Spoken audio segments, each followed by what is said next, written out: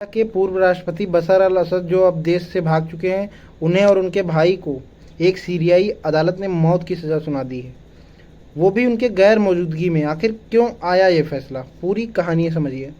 बशर अल असद करीब 5 दशकों तक चले असद परिवार के शासन के आखिरी राष्ट्रपति थे। 2011 में शुरू हुआ सीरिया का गृह युद्ध 14 साल तक चला, जिसमें अनुमानित तौर पर लगभग 5 लाख लोगों की जान गई। बड़ी संख्या में लोग विस्थापित हुए, पूरे शहर मलबे में तब्दील हो गए।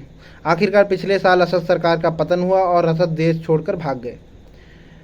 अब एक सीरियाई अदालत ने बशर अल असद और उनके भाई को मानवता के खिलाफ अपराध और युद्ध अपराधों का दोषी ठहराते हुए मौत की सज़ा सुनाई है।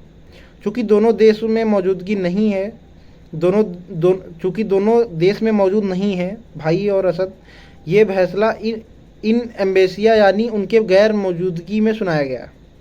ये सज़ा गृह युद्ध के दौरान हुए बड़े पैमाने पर हुई हिंसा, नागरिकों पर हमले और मानवाधिकार उल्लंघनों से जुड़ी है। इसका मतलब क्या है? ये फैसला सांकेतिक रूप से बहुत बड़ा है। भले ही व्यवहारिक तौर पर असद पर तुरंत इसका कोई असर ना पड़े क्योंकि वो देश से बाहर हैं, लेकिन ये सीरिया की नई सरकार और वहाँ की जनता के लिए एक महत्वपूर्ण पल है।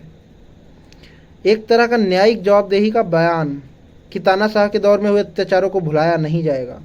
ये भी सवाल उठता है कि इस फैसले का इस्तेमाल भविष्य में अंतर्राष्ट्रीय स्तर पर असद के प्रत्यार्पण या और कार्रवाई के लिए किया जाएगा।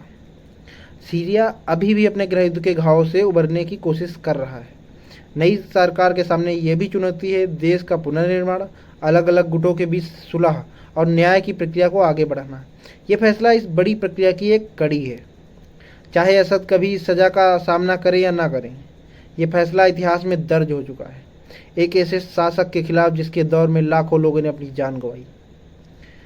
आपकी राय जानना चाहूँगा, क्या ऐसे फैसलों का असल में कोई मतलब होता है जब आरोपी देश से बाहर हो? कमेंट में बताएं। लाइक और सब्सक्राइब करना ना भूलें। Thank you. जय हिंद, जय भारत।